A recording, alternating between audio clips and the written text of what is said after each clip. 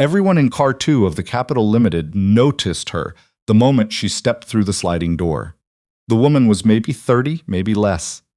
Hard to tell with people who moved the way she moved, quiet and efficient, like someone who had learned long ago that taking up space was a privilege you had to earn in specific ways she no longer bothered with.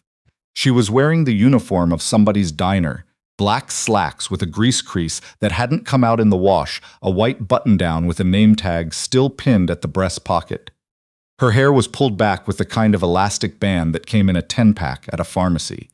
She had a duffel bag over one shoulder, a backpack on the other, and a Belgian Malinois walking so close to her left leg that they moved like one thing. The dog was old. You could see it in the gray crowding his muzzle, in the careful way he placed each step, like a craftsman choosing where to set his tools. He was watching everything. The passengers settling into their sleeper compartments, the conductor checking his tablet at the far end of the car, the woman in the cream blazer in compartment B who had already looked up twice. With the particular attention of a dog, trained to notice what people didn't think they were showing. His name was Echo. It was burned into a metal tag on his collar, below the standard VA service animal designation. There was a second tag, smaller, on the same ring. Most people wouldn't have looked twice at it. One person in that car did. But that came later. First came Miriam Laswell. Miriam was in compartment A with her husband Arthur, and she was the kind of woman who had never needed to raise her voice because the particular register she used already carried everything she needed it to carry. She looked at the dog, then at the woman, then at the diner name tag, not a service animal credential, and she did the full calculation in about 4 seconds and arrived at a conclusion she was comfortable with. "Excuse me." She said it to the conductor, not to the woman with the dog, which was a specific choice. "Is that animal permitted in these compartments?" The conductor, a polite man in his 50s named Harold, glanced at the woman with the dog. She was already watching him. Her expression was the expression of someone who had been through this particular hallway before. "He's a certified service animal," the woman said. "I have documentation." "I'm sure you do." Miriam's tone had the quality of a very thin blade. You didn't feel it until after. "My concern is that Arthur has severe pet dander sensitivity. Our physician documented it. Surely there are accommodations." "There are," the woman said. "I'm in compartment C. That's one full compartment between us." Miriam looked at Harold. Harold, to his credit, took a moment. But a moment was not long enough. "Ma'am, our policy does allow us to request a voluntary relocation when another passenger has documented medical concerns. We have available seating in coach, and I can make sure—" "Voluntary," the woman repeated. "Yes, ma'am." She looked at him steadily. He did not look away, but he didn't quite hold either. The hesitation lasted about 3 seconds longer than it should have, and it told her everything she needed to know. "All right," she said. She picked up her duffel, clicked her tongue twice. Echo rose immediately, fluid and careful, and walked toward the rear of the train without looking at the Laswells. Didn't pause, didn't say anything, just moved. The car stayed quiet for a moment after she left. Miriam adjusted the neck pillow she'd brought from home. Arthur went back to his phone.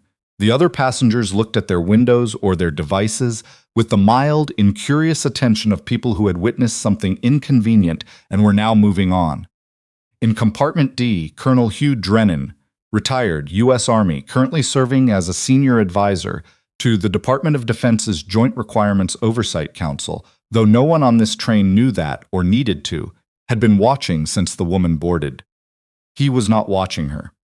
He was watching the dog the way he always watched Belgian Malinoises, with the involuntary recognition of someone who had spent years around them and lost one in a way he had never found the right words for. He knew the breed. He knew the collar. He knew the VA service animal tags. It was the second tag that stopped him. It was smaller than the ID tag, worn smooth at the edges, with a single engraved line, a name, and below the name, a unit designation, 6 digits and a letter. A designation that did not appear in any public record, that had been used by exactly one K9 unit in a theater of operations reclassified 18 months after it ended. He had been in the room when it was reclassified. Drennan sat very still. Then he took out his phone and sent a message to a contact listed as B. Whitby, Still on for tomorrow. It was not a question. Whitby would know what it meant. He put the phone away and looked out the window at the Illinois darkness and spent the next 15 minutes deciding if he was about to do something very careful or very reckless, and concluded, as he usually did, that the two were harder to separate than people wanted to believe. Mara Kessel had worked a double at the Crossroads Diner in Cookeville before she got on this train. Breakfast and lunch, 7 to 7, and then she'd driven to Chicago to her friend Dessa's place and slept 4 hours on a pull-out couch before getting to Union Station with Echo and her duffel and the printed itinerary for Echo's medical evaluation at the National Canine Veterans Center in Washington, D.C., scheduled for Thursday morning. She had not slept enough. She was wearing the wrong clothes because she'd never had time to change. She had chosen not to care about that the way she had learned to choose not to care about a lot of things in the 4 years since she had left the Army. The coach seat was 34C, middle of the car, next to a college student asleep before the train left the station and a woman with 2 toddlers who had just reached the part of any long trip where toddlers were done being patient. Mara settled Echo as carefully as she could in the space at her feet, which was tight.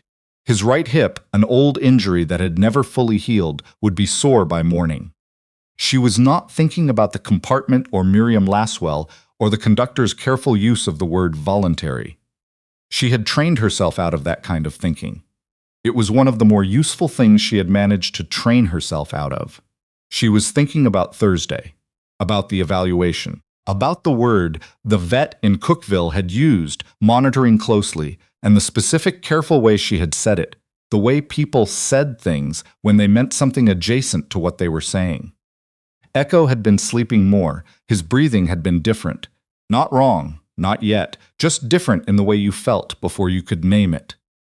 She pressed her thumb to the base of his ear and felt him exhale. "I know," she said quietly, "me too." She had had him for 2 years.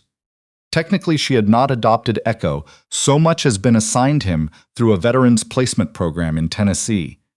And even that wasn't entirely accurate, because the first time they put her in a room with him, he had crossed the room and put his head on her knee and looked at her with the absolute certainty of an animal who had already decided, and all she had done was confirm it. The footsteps stopped beside her row at somewhere around 11 o'clock. She opened her eyes. The man in the aisle was in civilian clothes, dark slacks, a gray jacket, no insignia, but he stood the way men stood when standing at ease was something they had practiced rather than something they had arrived at naturally. He was somewhere in his mid-50s, broad through the shoulders, a face that had been in weather and fluorescent light in approximately equal measure. He was looking at Echo. "That's a canine collar," he said, low enough not to carry past the seat in front, not the standard VA issue. Mara sat up. Lots of retired military dogs use that style. Not with a unit tag that was classified in 2021. He held her gaze. "May I sit down?" She looked at the empty aisle seat. "It's not mine to offer." He sat down anyway, the way people did when they already knew the answer to the question they were asking. For a moment, neither of them spoke. Below them, Echo had raised his head. He was watching Drennan with the calm, careful attention he gave to things he was deciding about. His tail moved once. His handler, Drennan said, was Corporal Sam Elridge, 75th Ranger Regiment, attached to a joint task force operating under a classified authorization. He died in a field engagement in 2022. The dog was listed as unrecovered. Mara said nothing. "He was recovered," Drennan said, "by a combat medic who went back into an active contact zone after completing triage on 3 other casualties, located the dog under structural debris, and carried him approximately 300 meters to an extraction point with a broken wrist and 1 operable hand. That medic's name was removed from the after-action report. The field account listed her as unidentified support personnel, female." He paused. "That was 2 years ago. And right now Echo has his head on the foot of the woman sitting in that seat."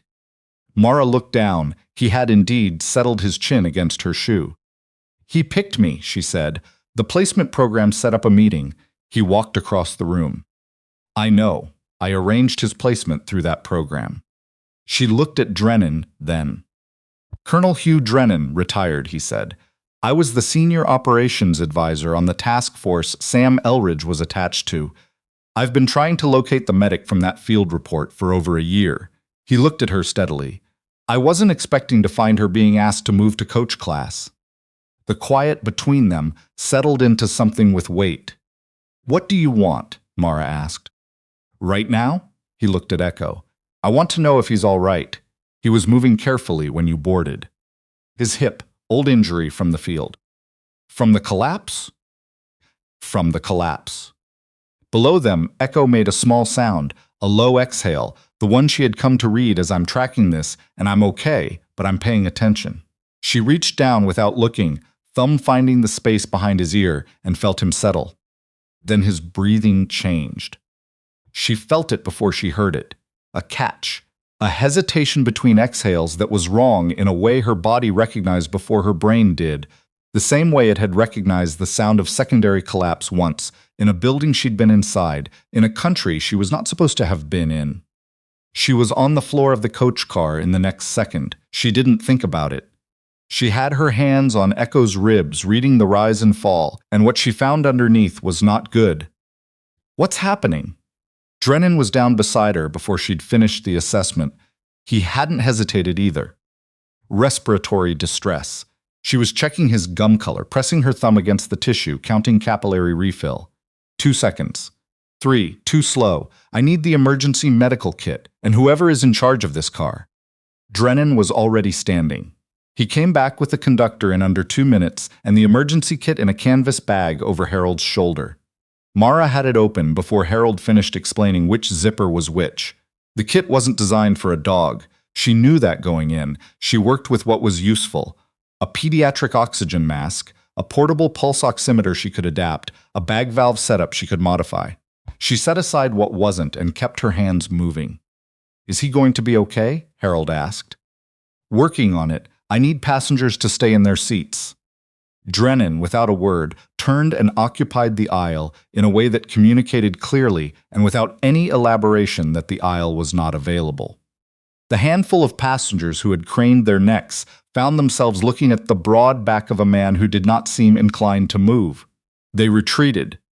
Mara fit the pediatric mask over Echo's muzzle, too wide, imperfect, but she held it and angled it and connected it to the portable oxygen cylinder from the kit. His ribs expanded. The catch in his breathing hadn't disappeared, but it had stopped worsening, which was different from improving, and she was not going to confuse the two. His eyes found her face and stayed there. They always found her face.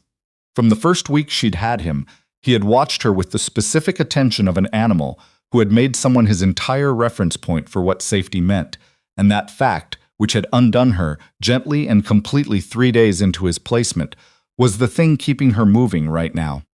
I've got you, she told him. You hear me? Stay with me. Drennan made a call from the vestibule between cars. She heard his voice in fragments through the door, controlled, abbreviated, the tone of someone conveying medical information in a shorthand that came from having done it before. When he came back, he said, Dr. Zoe Ansari will meet us at Union Station. She heads the medical division at the National Canine Veterans Center in D.C. I served with her brother. She'll be there. Good. Mara was tracking Echo's breathing interval. Better. Still not right, but the gap between breaths had steadied. Thank you. He sat down on the floor of the coach car with his back against the seat base. Legs angled into the aisle because the space gave him no other option, and he watched Echo the way she was watching Echo, not hovering, but present, with the specific attention of a man who had known this dog's history and was carrying something he hadn't found the right place to set down. They stayed like that for the rest of the trip. Around the 2-hour mark, he asked how long she had been waitressing. 4 years, she said. Do you like it? She thought about it because the question was more sincere than she expected. It ends, she said. When the shift ends, it ends. I don't take it home. She adjusted the oxygen mask angle by a few degrees. I spent 5 years as a medic never being fully off duty. Not in my head. I was scanning every room, checking exits, figuring out who looked wrong. A pause. Coffee orders are just coffee orders. Drennan was quiet for a moment. My daughter says something similar, he said. She's a trauma nurse. Says the best thing she ever did was take up rowing. Nothing to scan, nothing to fix. It was the kind of exchange that didn't mean much and still managed to say something. Mara let it sit without following it. Dr. Ansari was at the platform before the train stopped moving.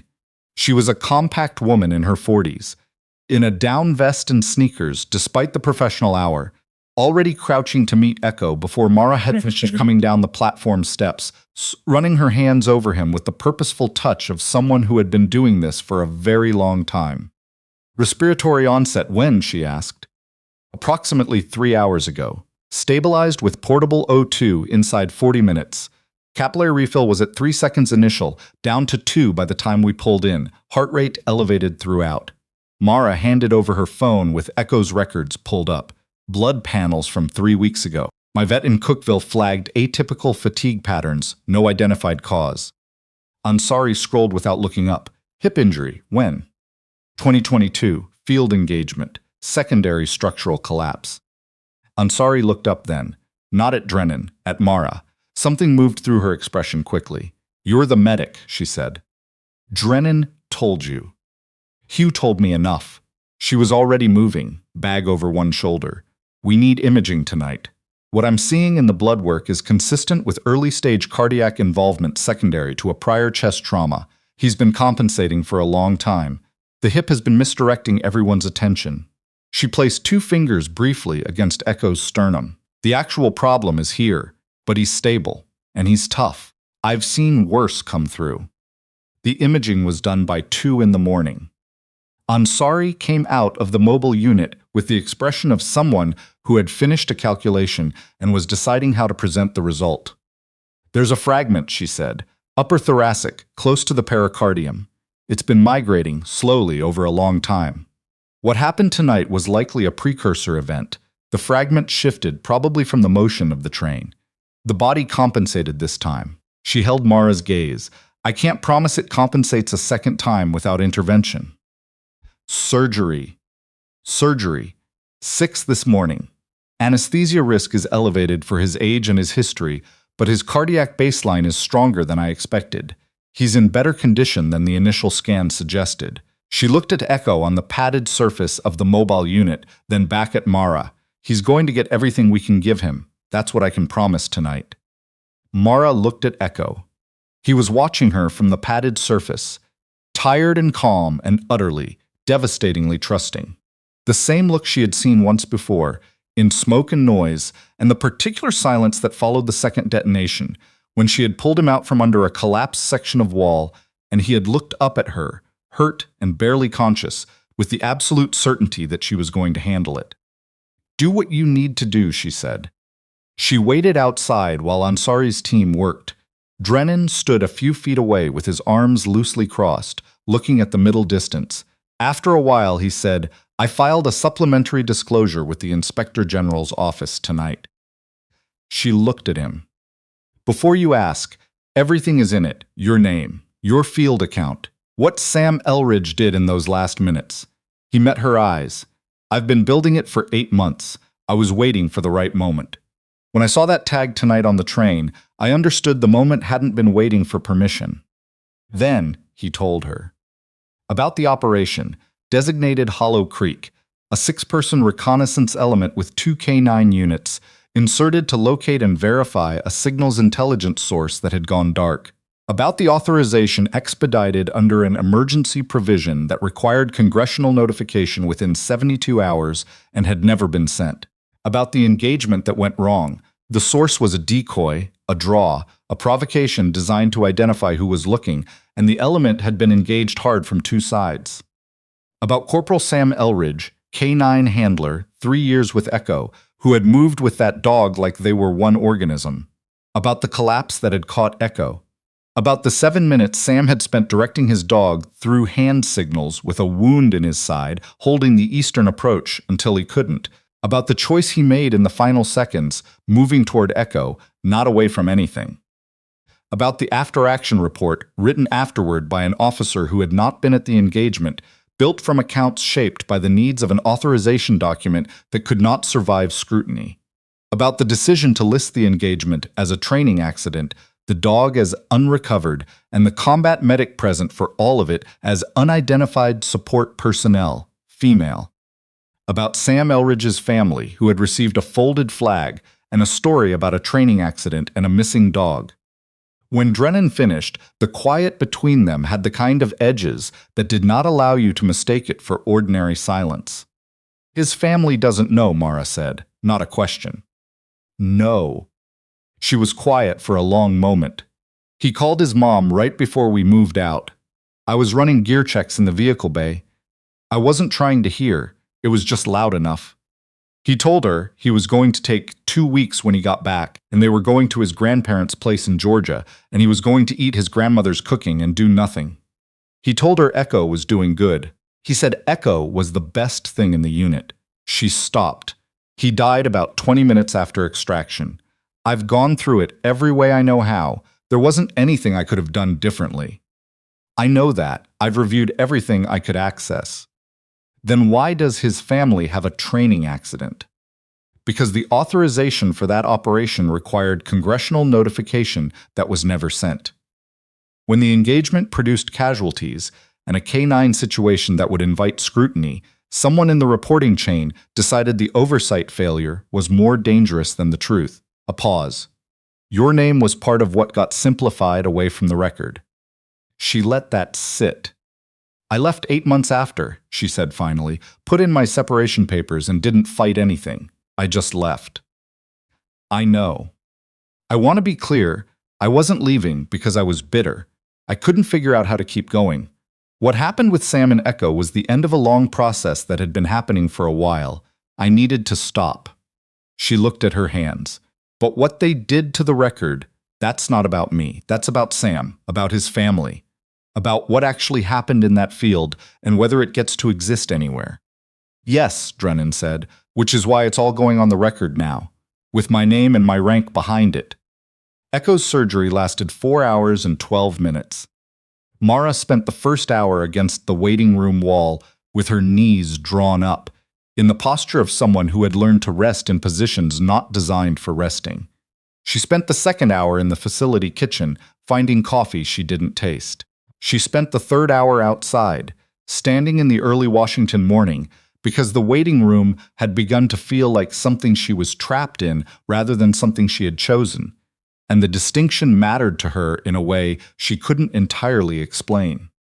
Her phone rang at 6:30, a number she didn't recognize. Miss Kessel, official. The register of someone who operated inside a structure with real authority. This is Special Agent Phoebe Creel with the Office of Inspector General. I'm lead reviewer on the Hollow Creek filing submitted last night. I'd like to schedule a recorded statement. Of course, Mara said, today if you need it. This afternoon would be helpful. A pause. There's been a development.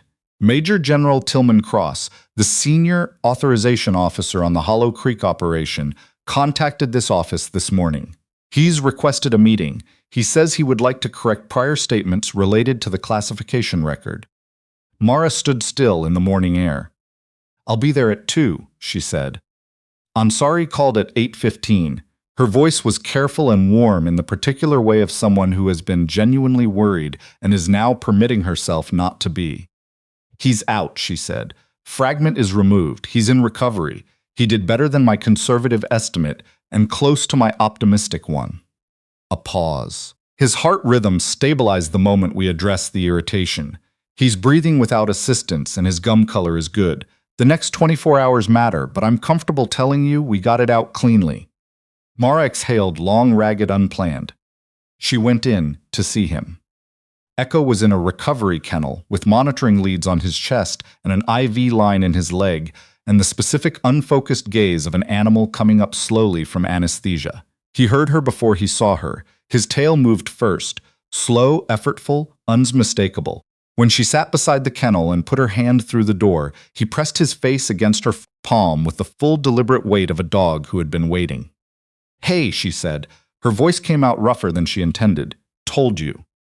She leaned forward until her forehead was resting against the side of his neck and stayed there while the monitors did their quiet work and the recovery room held still around her, and she let the last 2 years do whatever they needed to do before she had to go back out and face the rest of it.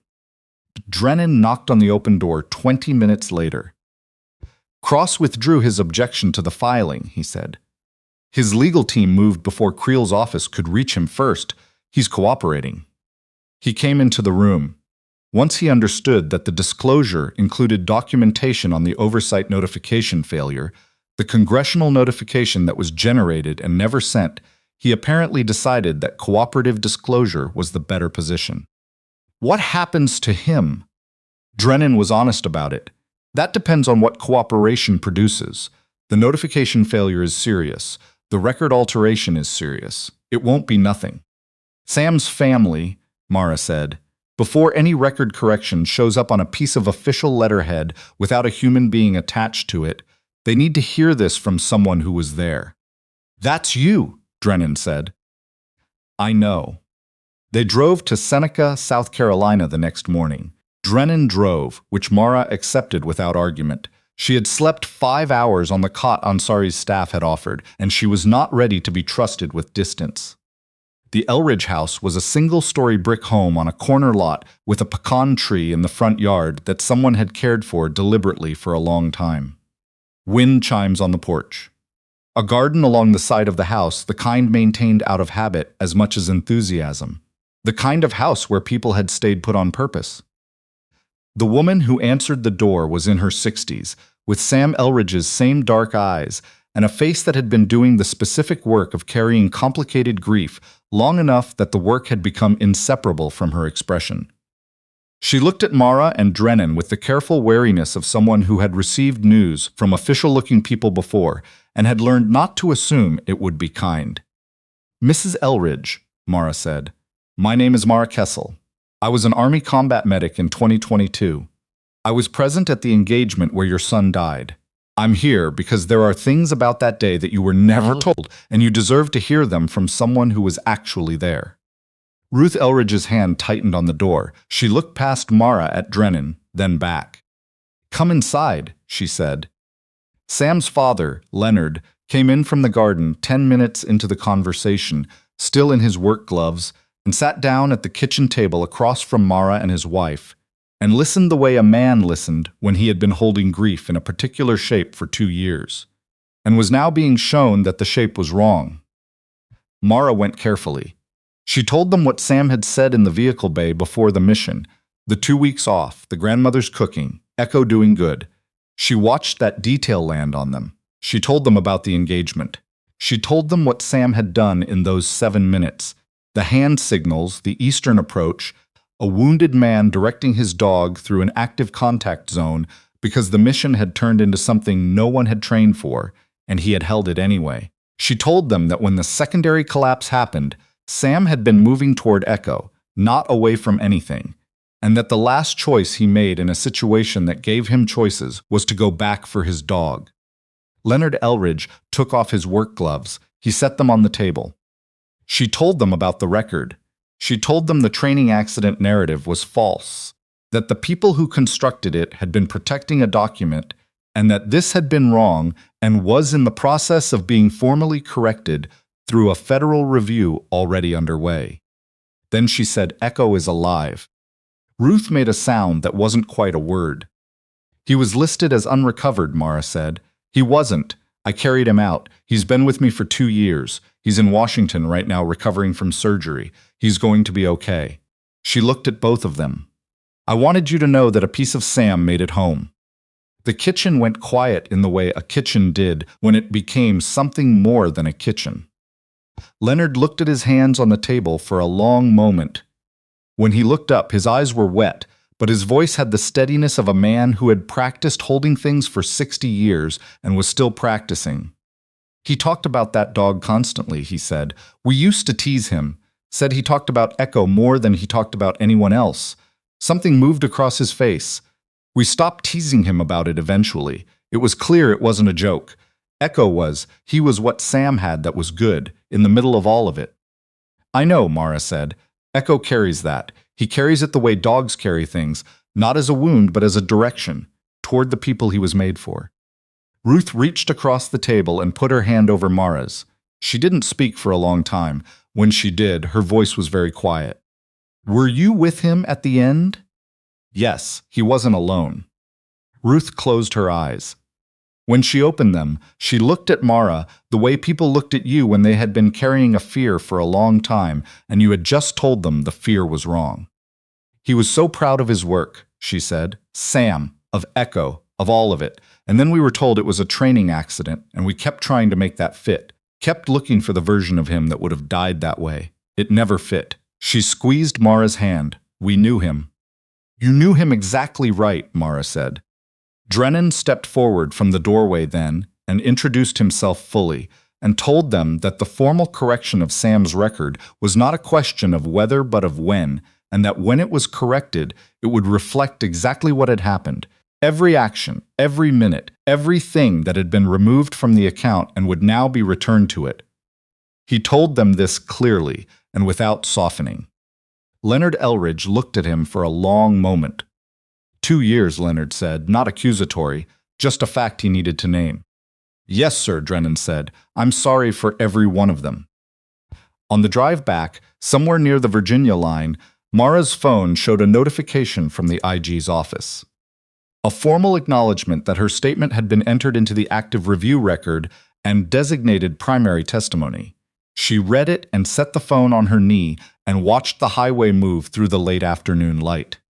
Cross's cooperation has opened the authorization chain above him, Drennan said. He had been on the phone twice since they left Seneca. The general who held the congressional notification, who built the false paper trail after the fact, his attorney has already been in contact with Creel's office. He changed lanes. Once Cross moved, the calculation changed for everyone above him. Nobody wants to be the last one to the table. Good, Mara said. She was quiet for a while. Then, when I left the army, I thought the most important thing I could do was make myself as small as possible. Stop scanning, stop carrying it. Build a life that didn't ask anything of me that I couldn't leave at the door. She looked out at the tree line going dark at the edges. I thought I was healing, and maybe I was, for a while. But at some point it stopped being healing and started being hiding, and those two things feel almost identical from the inside until you're doing something else and you notice the difference. Drennan drove without answering. Then, what does the difference feel like? She thought about the coach car floor, about Echo's ribs under her hand, about Ruth Elridge's hand over hers, and the way Leonard had set his work gloves on the kitchen table. Like the thing you're built for, she said. Showing up whether you invited it or not. 6 weeks later, on a Saturday in early autumn when the air had gone from summer's weight to something cleaner, Mara drove to Seneca with Echo in the back seat. He had the window cracked the whole way, and his muzzle in the slipstream, ears pulled flat by the speed, eyes half closed in the particular contentment of an animal who had decided this was exactly where he was supposed to be.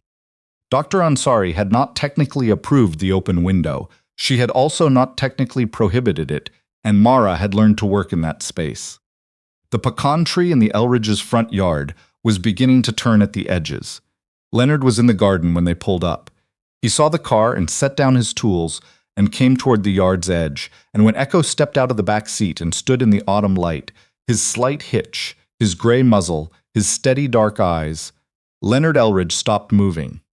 He stood very still. Echo looked at him. His tail moved once, then twice. Something in the set of his ears changed, something decided. He walked forward, careful and deliberate, the walk he'd always had, and crossed the few feet of dry grass and pressed his head against Leonard Elridge's hand.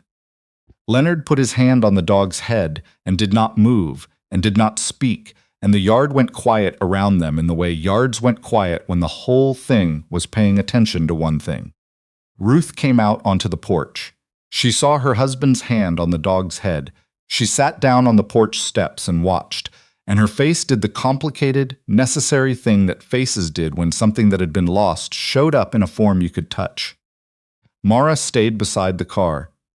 There were moments that didn't belong to the person watching them, and she had learned, over a life that had required a great deal of learning, to know the difference.